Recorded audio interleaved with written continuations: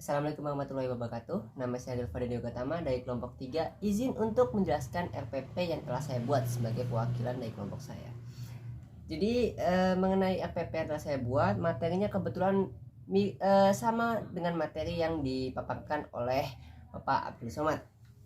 Jadi yang saya ambil di sini adalah pembelajaran mengenai pembelajaran iptek dalam era globalisasi yang terdapat pada KD 3.2, dan materi ini saya gunakan dalam RPP yang telah saya susun.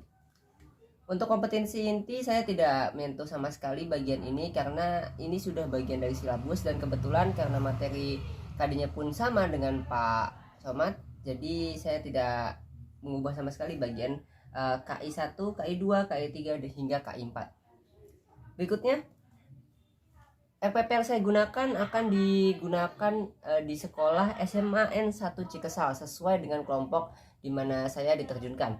Dan untuk materinya terdapat pada sejarah peminatan kelas 12 semester 1 atau semester ganjil. Mengenai kompetensi dasar, sesuai dengan pembagian saya mendapatkan kompetensi dasar 3.2 dan 4.2, yaitu mengevaluasi perkembangan iptek dalam era globalisasi dan dampaknya bagi kehidupan manusia. Untuk indikator yang telah saya buat, saya membuat indikator yang seperti sudah disebutkan oleh Bu Ana, bersifat seperti tangga sistemnya. Jadi yang pertama itu saya menggunakan kata mendeskripsikan atau menjelaskan karena saya sudah terbiasa menggunakan kata mendeskripsikan. Lalu ada mengidentifikasikan, ada tiga indikator yang setelah saya buat di sini menyesuaikan dengan bahan ajar yang saya gunakan karena bahan ajar yang saya gunakan berbentuk buku cetak dan memuat materi-materi ini. Dan yang terakhir saya menggunakan indikator yang dari C4, yaitu memprediksi perkembangan teknologi nano dengan tujuan untuk membuat sebuah konten. Makanya di sini saya juga meneruskan indikator berikutnya pada KD 4.2. Saya membuat indikator berupa dengan kata kunci menilai, membuat, dan juga membagikan. Berikutnya mengenai tujuan pelajaran yang telah saya susun. Tujuan pembelajaran saya adalah, dalam pembelajaran ini yang saya maksud adalah metode pembelajaran yang telah saya gunakan. Diharapkan peserta didik mampu mendeskripsikan definisi dari globalisasi sebagaimana materi yang telah saya susun sebelumnya. Lalu mengevaluasi berbagai perkembangan iptek dalam era globalisasi dan dampaknya bagi kehidupan manusia, yang utamanya membahas tentang kehidupan sehari-hari. Mengevaluasi perkembangan teknologi pada abad 21, mampu memproduksi konten pembelajaran yang dapat dibagikan bersama dengan rekan belajar sebagai bagian dari upaya pembelajaran yang sebaya, secara jujur, bertanggung jawab, dan inovatif.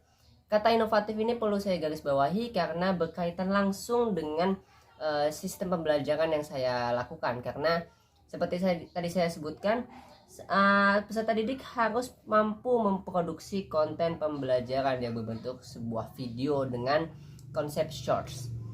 Berikutnya mengenai materi pembelajaran yang telah saya susun di sini, sebagaimana dengan KD yang sudah dipilih dan indikator yang sudah saya susun, terdapat beberapa materi pelajaran yang fokusnya terdapat pada buku yang saya pilih sebagai media pembelajaran. Karena pada dasarnya pembelajaran yang saya lakukan adalah pertemuan kedua, di mana dalam pertemuan kedua ini saya berusaha untuk mengajarkan kepada peserta didik mengenai dampak dari iptek dalam kegiatan era globalisasi.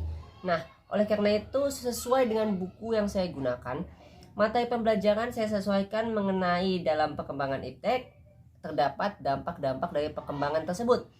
Materi tersebut saya masukkan ke dalam bagian dari pembelajaran pada pertemuan ini. Lalu ada juga perkembangan dari kegiatan globalisasi serta definisinya. Lalu ada usaha pemenuhan kebutuhan individu yang fokusnya pada perkembangan transportasi, alat komunikasi, bahkan hingga persenjataan.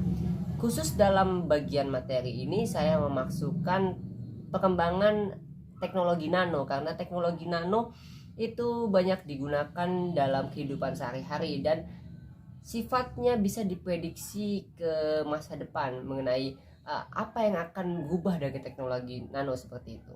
sama seperti materi yang digunakan oleh Pak Somad memanfaatkan kehidupan manusia yang terus berpacu dengan teknologi dihubungkan dengan perkembangan teknologi di peralatan-peralatan rumah tangga. Oleh karena itu saya sebagai pengajar situasinya di sini, saya berusaha untuk meracik materi di mana teknologi nano itu bisa masuk sesuai dengan buku yang saya gunakan. Dan yang terakhir, teknologi ini banyak memasukkan masalah dampak baik itu yang positif maupun negatif, yang tujuannya nanti akan dibahas oleh peserta didik dan dibuatkan sebuah konten pembelajaran yang berbentuk video di luar masa belajar atau di luar masa pembelajaran yang tadi sudah saya sebutkan, masa belajar 2 kali 45 menit. Nah, berikutnya mengenai strategi pembelajaran yang akan saya gunakan. Strateginya yang agak miss di sini.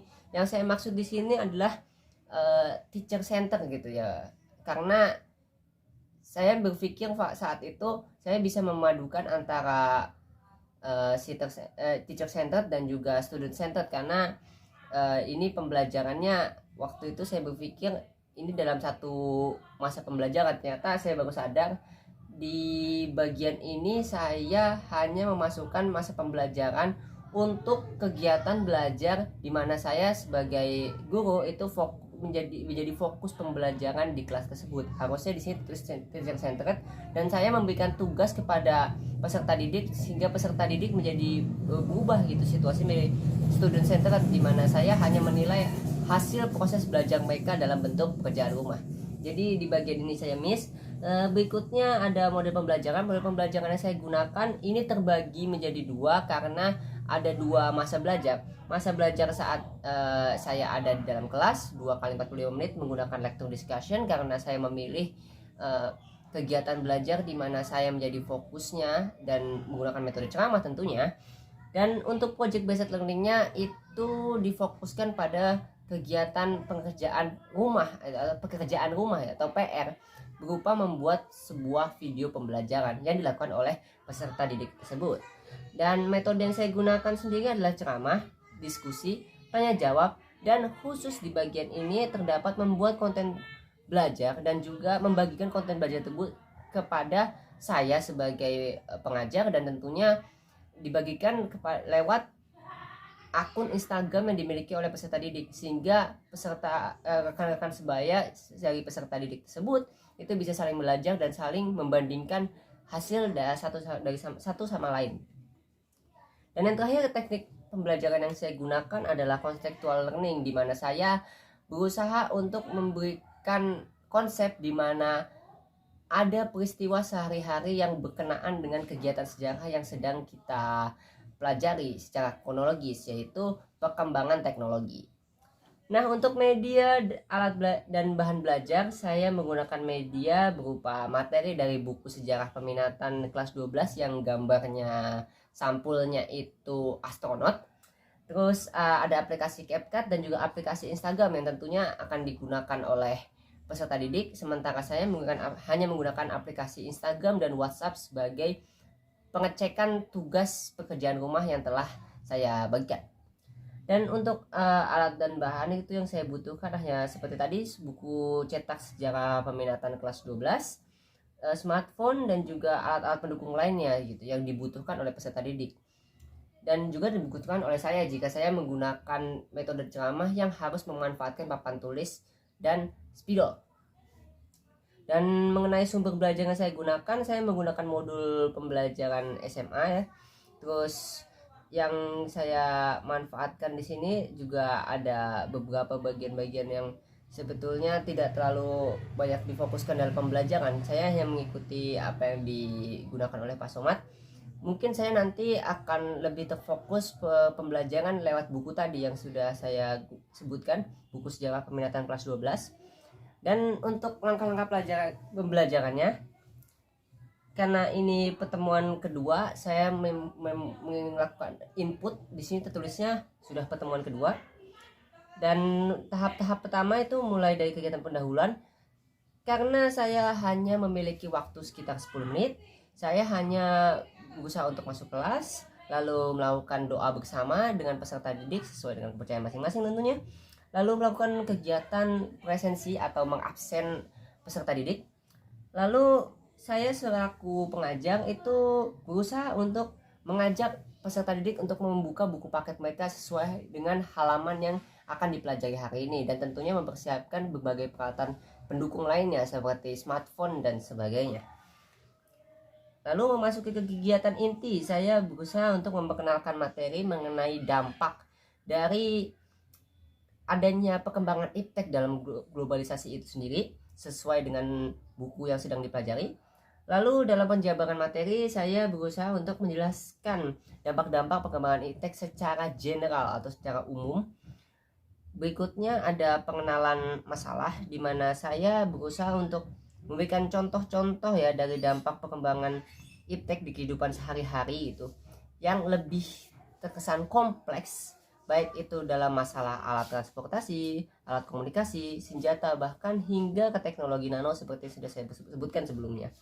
Lalu ada diskusi dan verifikasi, di mana saya berusaha untuk mengajak peserta didik berdiskusi mengenai dampak perkembangan iptek seperti yang sudah saya sebutkan, dan melakukan verifikasi, di mana saya berusaha untuk mengajak anak peserta didik itu untuk bertanya maupun saya memberikan pertanyaan kepada peserta didik, dan mereka menjawab dengan dampak-dampak yang bisa mereka contohkan di kehidupan sehari-hari sebagai usaha untuk memverifikasi pengetahuan mereka yang telah didapat di kelas saat itu. Dan yang terakhir, saya memberikan kesimpulan kepada peserta didik, di mana dampak dari perkembangan iptek itu saya generalisasikan menjadi sebuah intisari dari suatu pelajaran. Dan untuk kegiatan penutup, barulah saya berpindah dari mode yang teacher centered ke student centered, di mana saya memberikan tugas berupa pekerjaan rumah untuk membuat video pembelajaran dengan format shorts dan dibagikan lewat Instagram yang dimiliki oleh masing-masing peserta didik. Sementara dalam pengumpulannya itu dilakukan di luar masa pembelajaran yang telah saya lakukan tadi. Jadi salah satu peserta didik, yaitu ketua kelas misalnya, ketua kelas akan saya minta untuk menghimpun link pengumpulan berupa link yang telah dipersiapkan oleh masing-masing peserta didik, dikirimkan dalam bentuk list kepada ketua kelas, dan list tersebut dibagikan kepada saya lewat WhatsApp secara personal. Yang tentunya hal tersebut dilakukan di luar masa pembelajaran. Lalu guru, yaitu saya, berusaha untuk mengajak peserta didik untuk berdoa bersama sebagai penutup pembelajaran, dan saya berterima kasih lalu meninggalkan kelas. Mengenai penilaian yang saya gunakan, saya menggunakan penilaian yang berbeda dengan Pak Somad, tapi dalam konteks penilaian sikap ini hampir sama dengan Pak Somad, cuma ini hanya posisinya aja yang agak beda. Jadi saya di sini posisinya masih sama, menggunakan kata kunci seperti jujur, tanggung jawab, disiplin, santun, dan percaya diri. Perbedaannya hanya saya tidak menggunakan poin secara gamblang gitu, seperti menggunakan persentase dari poin yang didapatkan oleh peserta didik. Saya lebih ke menggunakan poin yang sifatnya lebih boros space gitu ya, lebih boros tempat. Jadi saya menggunakan agregat, yaitu 1, 2, 3, dan 4, di mana 1 itu kurang, 2 itu cukup, 3 itu baik, dan 4 itu sangat baik. Untuk pengetahuan, saya berusaha terfokus pada pengetahuan peserta didik, di mana saya bertanya dan peserta didik menjawab dengan tentunya kesesuaian, ketepatan, kecepatan, dan ketelitian dalam jawaban tersebut.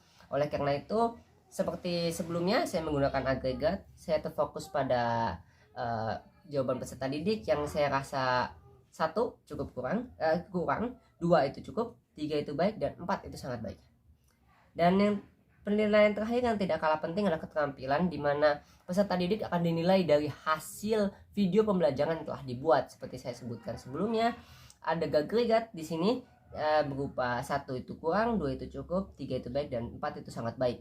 Dan hal-hal yang menyangkut penilaian keterampilan ada keaktifan, koordinasi, penyampaian, dan efektivitas. Dan untuk bagian remedial dan pengayaan saya tidak menyentuh bagian ini, karena saya belum banyak ide mengenai remedial dan pengayaan, karena saya belum menemukan peserta didik sejauh ini dalam pengalaman saya yang membutuhkan remedial maupun pengayaan. Jadi saya tidak banyak membahas bagian ini, bahkan saya tidak mengubah sama sekali format dari Pak Somad dalam RPP yang telah saya buat. Berikutnya ada tanggal yang telah saya lampirkan di sini sebagaimana tanggal yang saya gunakan saat menyusun kegiatan LPP ini. Lalu saya ubah NIP menjadi NIM karena di sini saya masih dalam posisi sebagai mahasiswa. Sekian dari saya mengenai pemaparan RPP yang telah saya buat sebagai perwakilan dari kelompok 3. Lebih kurangnya mohon maaf. Terima kasih. Wassalamualaikum warahmatullahi wabarakatuh.